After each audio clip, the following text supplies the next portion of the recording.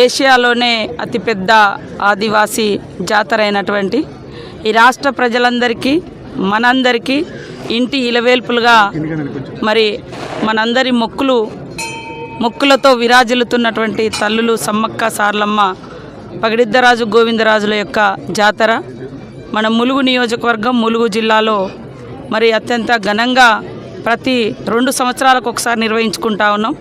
ఈసారి కూడా నూతన ప్రభుత్వం ముఖ్యమంత్రి గారు శ్రీ రేవంత్ రెడ్డి గారి యొక్క ఆధ్వర్యంలో వారి యొక్క మరి సహకారంతో అదేవిధంగా డిప్యూటీ సీఎం గారు ఫైనాన్స్ మినిస్టర్ గారు శ్రీ బట్టి విక్రమార్క గారి యొక్క సహకారంతో ఈసారి మరి ఇప్పటికి ఒక 75 కోట్ల రూపాయలను జాతర ఏర్పాట్లకు అదేవిధంగా భక్తుల సౌకర్యార్థము ఇవ్వడం జరిగింది. ఇంకా కొన్ని ప్రతిపాదనలు కూడా సంబంధిత అధికారులు కలెక్టరు ఇతర శాఖలతోటి అవన్నీ కూడా తీసుకుంటా ఉన్నాం.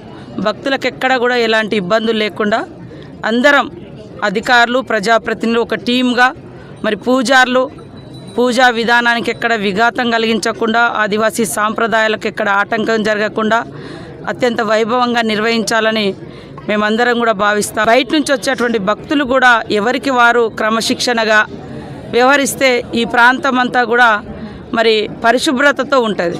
ఎందుకంటే భక్తులు ఎంతైతే భక్తిగా వస్తామో మరి తిన్న తర్వాత అంటే దేవుని దర్శనం చేసుకున్న తర్వాత వారు వదిలేసినటువంటి ఏదైతే ప్లాస్టిక్ కానీ ఇతరత్ర వ్యర్థాలను కానీ ఎక్కడ పడితే అక్కడ వదలడం మూలంగా ఈ చుట్టూ దాదాపుగా మేడారం కానీ ఊరట్టం కాలువపల్లి కన్నెపల్లి మరి నార్లాపురము రెడ్డిగూడెం ఇవన్నీ ఊర్లు కూడా విషజ్వరాలతోటి ప్రజలు ఇబ్బంది పడుతూ ఉన్నారు. మనం తీసుకున్నటువంటి జాగ్రత్తలు కూడా చాలా ఇంపార్టెంట్.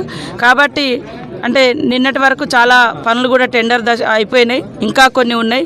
ఎందుకంటే కొత్తగా ప్రభుత్వం వచ్చింది, మరి సకాలంలో నిధులు విడుదల చేయడానికి ఎలక్షన్స్ కూడా మనకు ఉండడంతో ఇబ్బంది అయింది. అయినా కూడా అధికారులందరినీ మేము వేగవంతం చేస్తూ ఉన్నాం. అధికారులందరికీ కూడా నేను ఒకటే సూచిస్తూ ఉన్నా, మంచిగా పనిచేయండి. ఇది మన వ్యక్తిగతమైన ఇళ్లలో పని కాదు, మన లోక కళ్యాణం కోసం, ప్రజలందరి సౌకర్యం కోసం, ప్రజలందరి విశ్వాసాలని భక్తిని కాపాడేటువంటి అతి గొప్ప మహాఘట్టం మహాజాతర సమ్మక్క సార్లమ్మ జాతర. ఈ జాతరలో పనిచేసేటువంటి ప్రతి అధికారి నిబద్ధతతో నిజాయితీతో అదేవిధంగా నాణ్యతతో కూడినటువంటి పనులు చేసినప్పుడే మనం కూడా సంతోషంగా ఉండగలుగుతాం. పనులు చేయనటువంటి వాళ్లకు ట్రాన్స్ఫర్స్ ఉండవు, కానీ ఇళ్లకైతే పోతారు. ఖచ్చితంగా ఏ వర్క్ చేసినా జాగ్రత్తగా ప్రజల కోసం చేసేటువంటి పని కాబట్టి అందరం బాధ్యతాయుతంగా పనిచేయాలని కూడా అధికారులకు సూచించడం జరుగుతుంది. ఒక 40 డేస్ మనకు టైం ఉంది. అయినా కూడా జనవరి ఎండింగ్ లోపు దాదాపుగా అన్ని వర్క్స్ కంప్లీట్ చేసుకొని మరి రాబోయేటువంటి భక్తులకు ఎలాంటి అసౌకర్యం లేకుండా చాలా బ్రహ్మాండంగా జరుగుతుంది.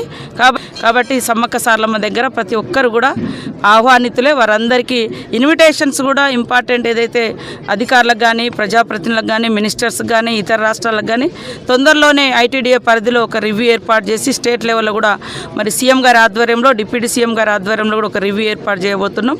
అయిన తర్వాత అందరికీ ఇన్విటేషన్స్ కానీ అదేవిధంగా డేట్స్ కూడా సరిగా తెలియక జాతర ఎప్పుడు అని తెలియక కూడా కన్ఫ్యూజ్ అవుతూ ఉంటారు. ఆ కన్ఫ్యూజన్ లేకుండా కూడా మరి పోస్టర్స్ కూడా రిలీజ్ చేయబోతున్నాం. జాతీయ పండుగ కూడా ప్రకటిస్తారని మేము ఆశిస్తా ఉన్నాం. నేను కూడా మొన్న రాష్ట్రపతి గారు వచ్చినప్పుడు వారితో 5 డేస్ ప్రోటోకాల్లో ఉండడం జరిగింది. వారికి కూడా విజ్ఞప్తి చేసినప్పుడు తప్పకుండా వారు